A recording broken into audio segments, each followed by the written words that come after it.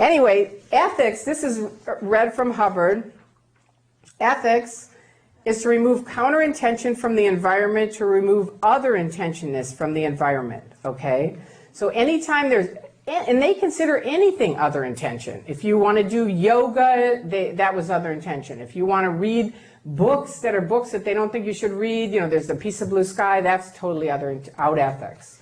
Now, this was the old Guardian's office before they went to jail. I'm going to just read you this, just so you get a clue of how deep this was. The vital targets on which we must, in which we must invest most of our time are: 1, depopularizing the enemy to a point of total obliteration; 2, taking over control or allegiance of the heads and properties of all news media; 3, taking over the control or allegiance of key political figures; 4, taking over the control and allegiance of those who monitor international finance and shifting them to the less precarious financial standard; and 5, generally revitalizing the societies in which we are operating, winning overwhelming public support, and use all other similar groups as allies. That was in February '69, Hubbard wrote that. That's L. Ron Hubbard. Okay, now you didn't see that, I didn't see that. You know, it's one of these are like the in crowd read this, right? That was the Guardian's office, and they ended up going to prison. Hubbard wrote all these things, right? He wrote them. His wife ran the Guardian's office, but what happened when they got busted? They come out, they go, L. Ron Hubbard never knew of those things. He would never do things like that. And Mary Sue, he sends his own wife to prison, along with 8 other people. But, you know, you're like, okay, well, you know, it's just, it goes on and on, where that kind of thing, where you're just like, how can that be? But it happens. The end of OT3, I was sure I was done with epilepsy, right? I'd handled all the BTs and clusters. I must be fine.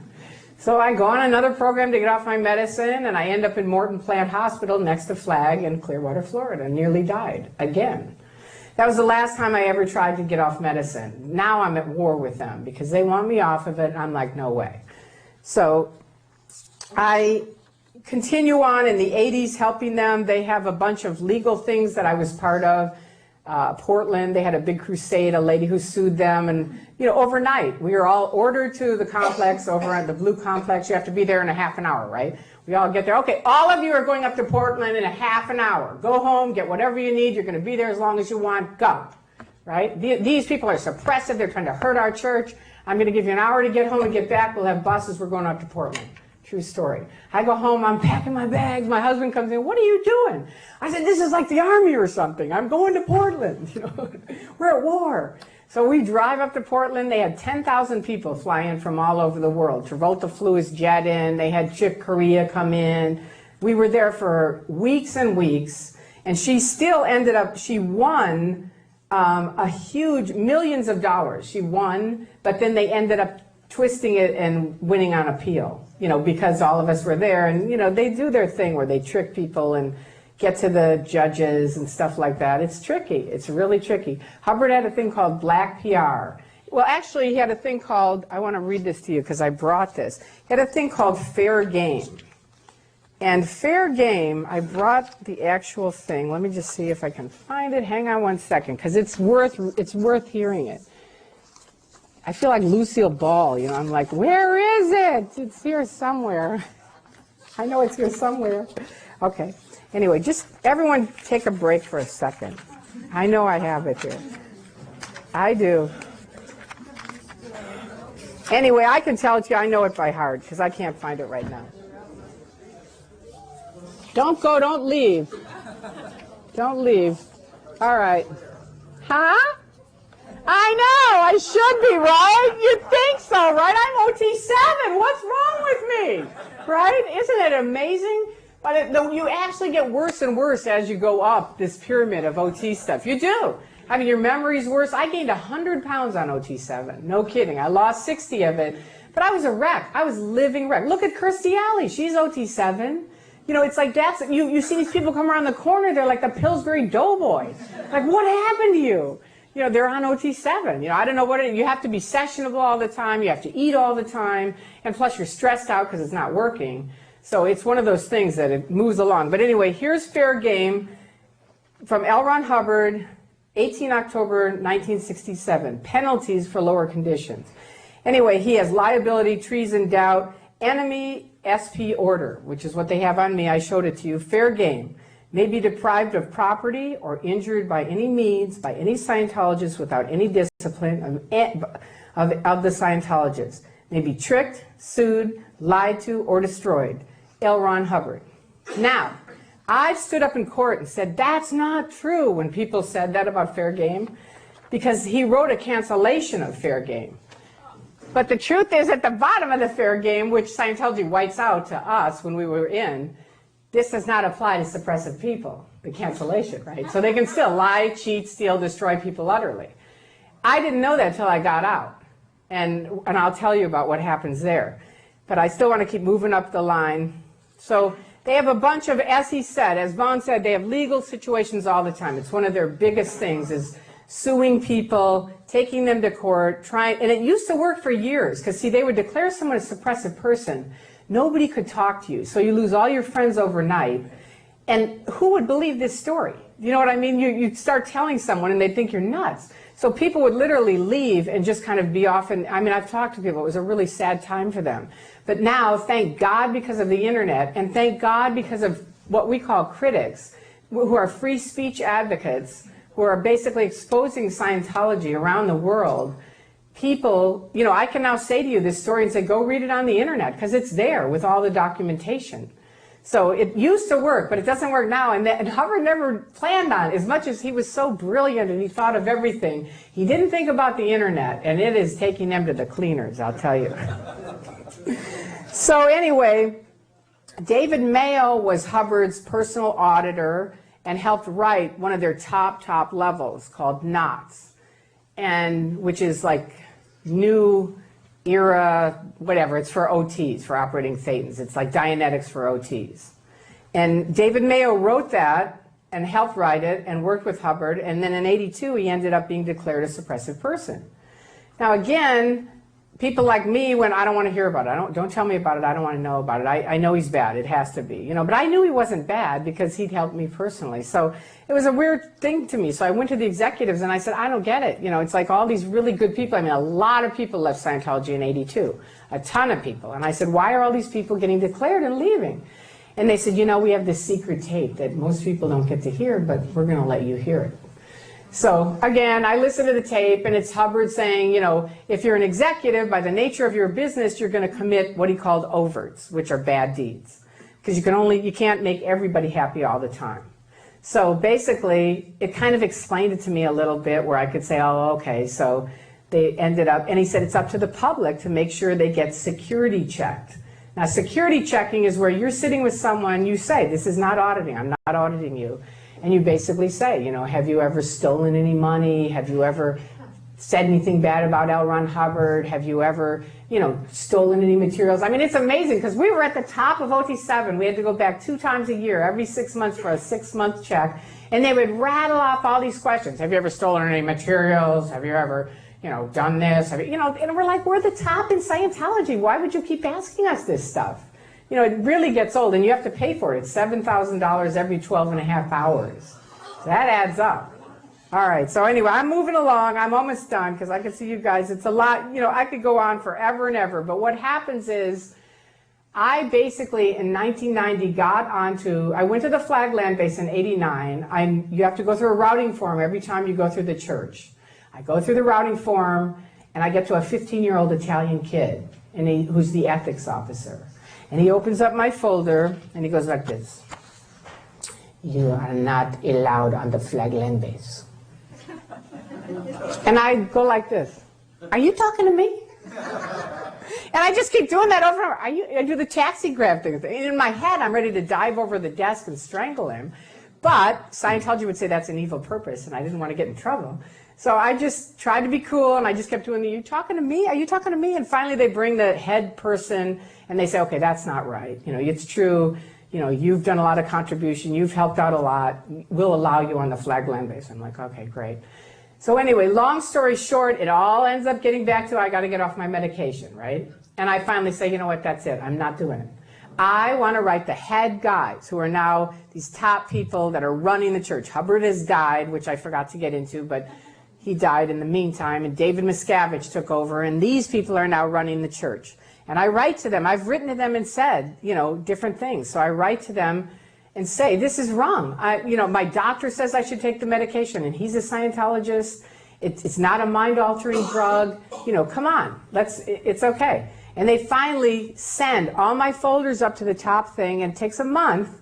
And after a month, they wrote a thing saying, okay, if you have to take medication and you tried to get off, it didn't work, you can take your medication. So now I'm allowed to do OT7, and I get on it, and it doesn't work. I mean, I've heard what happens is you're in the church and you hear, like, true story, this guy, Barry Klein, would say, well, I healed so-and-so's broken arm. And you think, really? On OT7? And, I healed this and I healed that, and I went in session. And, when we were in Portland, the police weren't there. Well, that's because the OT7s are auditing the police, right? They would say that. When the Berlin Wall went down, they announced at an event it went down because OT8 came out. True story. Now, they have many magical powers, except they can never handle the bad things, right? Like the real things. Like, what about Iraq and Iran and all that shit? Well, that doesn't, we don't have enough OTs. That's the problem there, right? If you were out doing more, we would. So anyway, it ends up, I start waking up once I get on OT7 because it's not working for me. And it goes on and on and on. Finally, my best friend and auditor starts working with the Office of Special Affairs. Because what happened was some Scientologists left Scientology, they got on the internet, and they started telling secrets about Scientology. And just not like they're telling secrets, they were just talking about things that happened, but to Scientology, they saw it as they were telling their secrets. So they needed to cancel it. So they enter a cancel command trying to cancel the entire news group. And I've met people around the world who either saw that or read about it, computer people, and they went, not on our watch. We don't know anything about the Scientologists, but you can't cancel anything on the internet. Well, Scientology went, oh, really? Well, we're going after you. And they bankrupt 2 people. Well, more people, you know how the internet is, they're just writing it and telling what's happening, and it's coming up, and now more people are like, that's not right, you can't do that. And now they just keep doing it, and more people keep getting on, saying this is against free speech. They sell freedom on one hand, but on the other hand, they enslave people. That's what they do. That's the truth. And they trick you, and they shut you off, so you can't think and you can't talk. Well, now I'm at the top. I can't talk to anybody really about anything that I care about. I can't really think much, or the BTs and clusters will read on the meter, and then I have to spend all the money, right? So I'm like, okay, you don't even think about that. For anything, anything that might be something that they might read on in the next 6 months, I'm like, I'm not thinking about that. I'm gaining all the weight. I'm a mess. I'm just a complete mess, right? And I start waking up. And my friend says, look, I want you to go on the internet and find these bad people who've posted our confidential materials. So I say, okay. And I'm really afraid of the internet because one of my friends went insane. True story. And my best friend, Bill Yachty, said that she went insane because she read the internet. Which I know it sounds ridiculous, but when you're in the show, it was like, wow, really? And she was like jumping out back windows, and she was a mess, right? So I was like, well, okay, I'm not looking at the internet. I don't need that. Plus, you got to remember all the money going, cha-ching, cha-ching, cha-ching for anything that you get into that might not be cool, that upsets you, then you got to pay to fix it, right? So I'm just like, okay, I'm not reading the internet. But now I'm on the internet, I'm typing it in, knots on Google, right? And I don't really know how to do the internet much at this time. And all of a sudden, up comes Operation Clambake. And it's this thing from my friend now over in Norway called Xenu.net. It's a huge website. And he's a computer geek. He had read this thing about them trying to cancel the news group, did his own research, found there were little bits of information all around the internet about the other side of Scientology, but there was nothing with it all coordinated at that time. So he created this website called Operation Clambake, www.xenu.net. And with that, I'm like, this guy's the devil, right? And I call up boss, I go, why don't you get this guy off the internet? He's a mess, right? Yeah, we're working on it. Okay, so move on.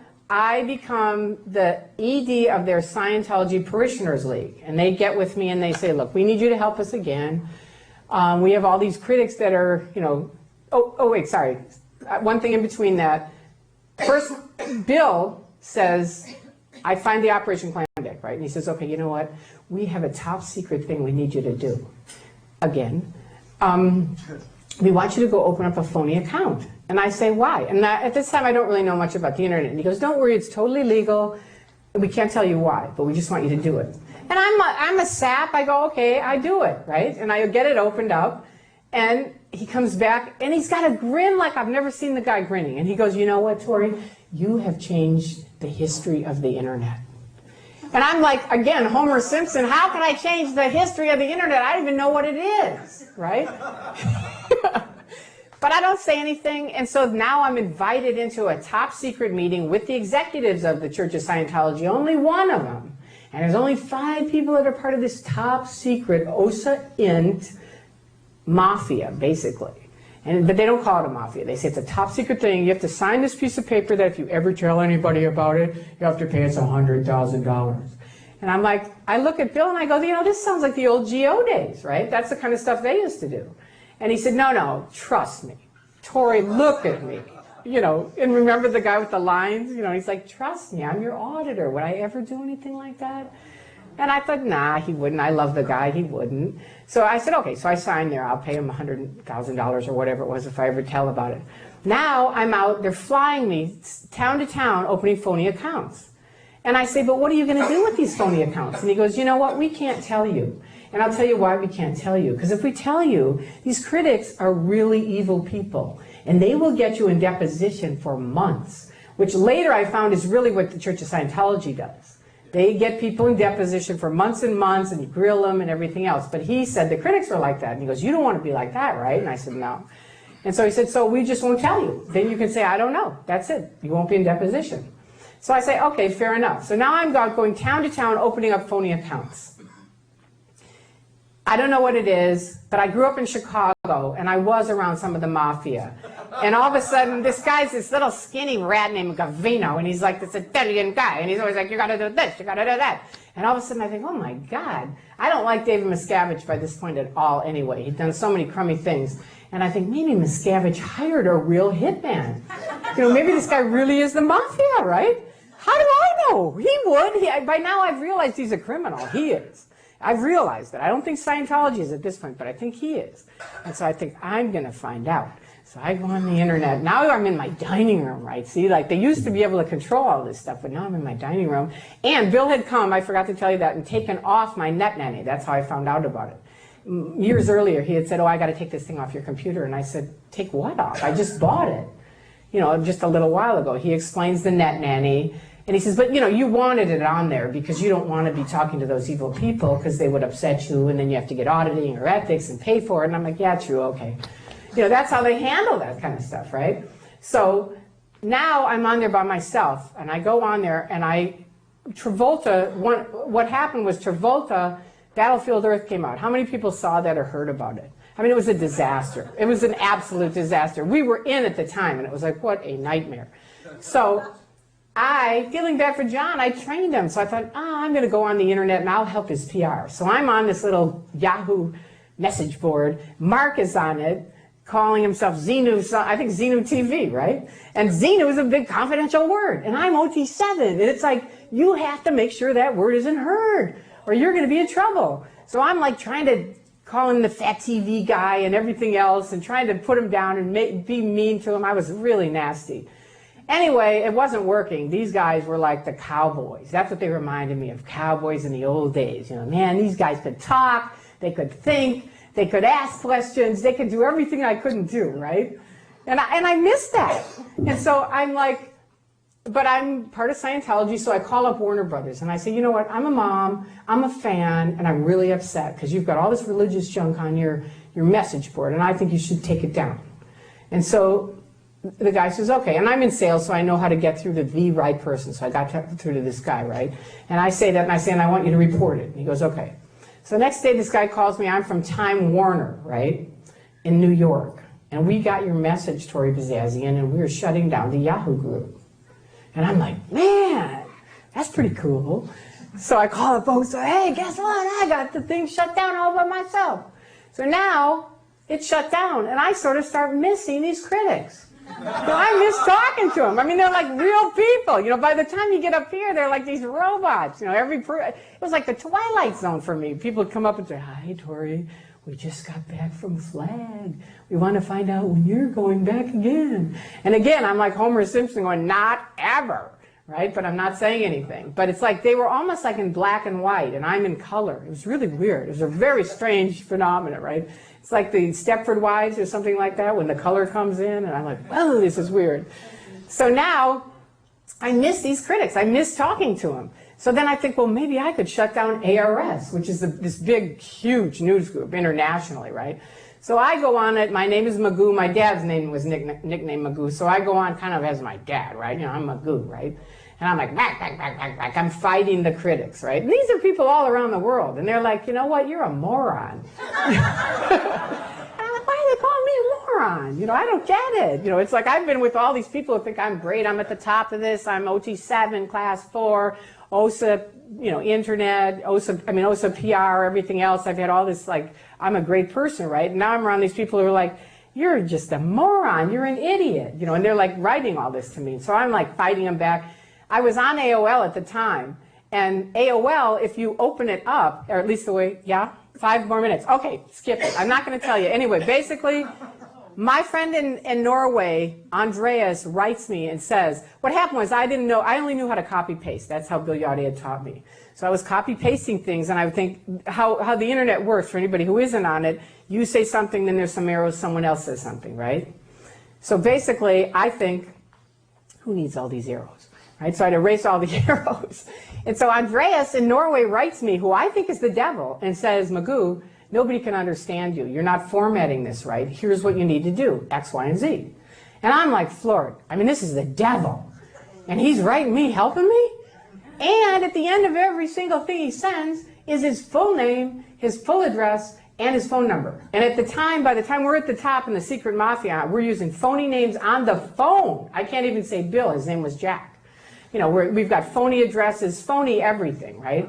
And so I'm like, I just sit there stunned, and I write him back. And I mean, I was terrified. And I hit this blue link, and I go, why do you have up these horrible things about my religion? Send. You know, I'm writing to an SP. It's really heavy for me. And he writes back, and he says, Dear Magoo, I believe in truth. I believe in looking at both sides. And I believe in having the courage to say what I think. I don't think Scientology is bad. I just think it's misinformed. And I sat in my dining room and I cried for 2 hours. I couldn't stop crying because I thought that is who I was when I got in at 22. That's what I believed in. And now I'm at the top of this pyramid and I can't think, I can't read, I can't talk. I've given them over $200,000 of all my inheritance. I'm nothing, right? And, you know, I'm not a critical thinker. It's bullshit, right? And I mean, really like half the Truman Show cracks, right? But not all the way. And now I'm terrified. And I write Andreas and I say, I have no one to talk to. I can't walk into the church. All my friends are Scientologists. If I leave, I'm going to lose every person I know. And my husband of 27 years, I don't know if my soul can take it. And I send it to him. And I say, and I'm begging you not to tell anybody who I am. Because OSA's only 10 minutes away from me. They're here in Hollywood, right? And he says, he sends me back and he says, Dear Magoo, I'm crying reading your email. I'm really sorry you're having to go through this, but I have to ask you this question. What kind of friends could those be if they're going to leave you because you change your mind? Right? And that was it. The Truman Show cracked open. I probably cried for 2 more years. I mean, I was like so floored. I mean, I cried for 4 hours, and then I finally said, I announced it on the internet. Magoo left the building. And I just announced it. I said, Andreas, I gotta go. My friends in Clearwater at the time had a center, and they were helping people get out or wake up or do whatever they could do. And before I say anything more, I want to say Mark Bunker has a lot of really cool videos that he has here today that you can get and buy that have a lot of this information on it and great videos, so I don't forget that. But he was in Florida with these people at the time. And Bob Minton, who was working there, said, don't worry, we'll send you a ticket. Because Stacy the person that was running it said, what do you want to do? And I said, I don't know what to do. I'm like so confused. I don't know what to do. And she said, do you want to just come here and rest for a week? And I said, okay. So Bob says, okay, we'll send you a ticket. Just go to LAX. Now this is all confidential. Nobody knows this. Nobody knows this, right? So I get a van. I call the van. They say, okay, we'll be there tomorrow at 8:30. They don't show. I call every van in the yellow pages. They're all booked. Now, I don't know if Scientology did that or not, but it was pretty weird. And I can't call my friends and say I'm leaving Scientology, right?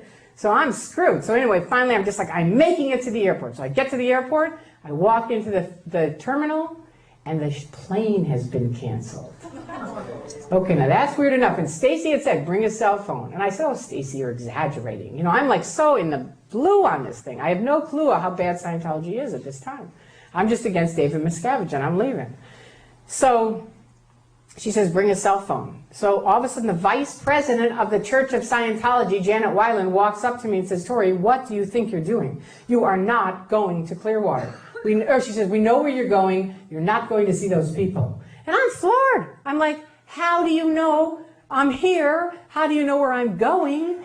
Get back. And I get on the cell phone and I go, Stacy, she's here. And she goes, stay on the phone. Because she was at the top of the Church of Scientology, one of the executives, so she knows all this stuff. She goes, we know this drill. Don't set down the phone no matter what you do. We're walking you through this. You're getting on that plane. So I'm on the phone. Now the vice president's carrying my luggage because I have to get on a van to go to another terminal. So she's carrying it. This is a true story. I get on. It's so embarrassing. I'm trying to find coins or whatever to get on this thing. And I say, look, I'm really sorry. I apologize for this. I'm escaping from a cult, and she's the vice president. She won't leave me alone. Now, you'd think somebody at that point would go, all right, enough. You know, this is really bad PR. But no, she had to get all the information, right? I didn't know that. So she follows me all around. She won't leave me. She's writing down the whole schedule like she's my sister. She's right next to me, right? So I get on the plane. Finally, Bob said, that's it. You know, because I said, she's right here. He goes, I'm getting you a first-class ticket. You can go into a special thing. She can't get there. So I get in there. I get into the plane, and I'm like, oh, what a mess. Now, I've been up for like 48 hours. I'm like, I just can't believe this is going on. This is my church, right? You know, this is unbelievable. But it's okay. I'm out of here. I'm going to see my friends. We'll see what happens. So now, you got to hang on because I got to finish it. Now, I get to Chicago to change planes, and my husband walks up in the airport. Tory, what are you doing? What are you thinking of? And I'm like, what are you doing here? And he's like, I just happened to be in the airport. And I'm like, yeah, right, that just happened. So all of a sudden, that doesn't work. It doesn't fly. He wants me to go out in the woods and take a vacation, which is their thing where they'll lock me up I know they're going to lock me up in a cabin and do weird things to me until I snap. But he doesn't know that. He was born in Scientology. So I know he doesn't know. He doesn't know about the secret mafia. He didn't know all the stuff I did because remember I promised I wouldn't tell. So I'm like, this is horrible. So I said, just get away from me. I'm going to see these people, and then we'll talk when I get back. Okay, so that happens. Then Office of Special Affairs shows up with a stack of papers you have to read, Tory, while you're on the plane, right? I'm like, I thought you just showed up here. Now OSA's here, right? So I get on the plane. I think, okay, I know the drill with Clearwater. They only go until midnight, so I'm fine. The plane arrives at 1:45. Wrong. There's like 8,000 people. Not really, but there's like 25 people there. My best friend jumping up and down. Tory, you got to talk to me. So it's the Scientologists, the Office of Special Affairs, the police, and Stacy, Jesse, and Bob Minton are there. They're my new friends that are the big bad SPs. And the cops say, we can't decide. She has to decide. She has to make up her mind. Because they had called the police and said, she's going to call. They may try to snag her. Come help her. So I talked to my friend for two minutes. She says, I'm best friends with David Miscavige. I can get anything to him tonight. And I said, you know what? I picked them. And that was it. I could go on and on and on, but they ended up, I was out. I wasn't going to speak out. I had told Stacy I'm not going to talk. I'm not going to do videos. I'm not going to do anything. But with the amount of fair game they have done with me, I am speaking out. I know 5 children who have killed themselves. Each of them either wanted out of Scientology or they had one parent in, one parent out, and their thing of disconnection where if you leave Scientology and you speak out, everyone disconnects from you. And I think the last child that did it was my son's best friend, and I promised him, I said, you're not going to die for nothing. And I was in Scientology at the time, but I think about him all the time, and I think, you know, I speak out for the young kids because I want them to know, if you want to get into it, you could get into it, but you should know what you're getting into. Study both sides. Read their side, read the other side, and then make up your own mind. But at least then you're educated. Come to the Skeptic Society, right? Meet you people. You know what I mean? So there you go.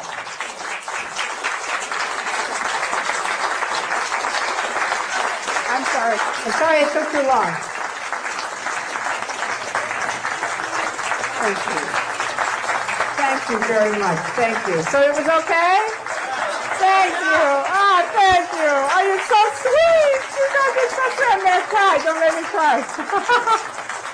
Thank you so much. That's so sweet. Thank you. Thank you so much. I'm so proud of all you guys. It's like you saved me. You did. The critics truly gave me a new life, and thank you. I mean, you're welcome. Thank you.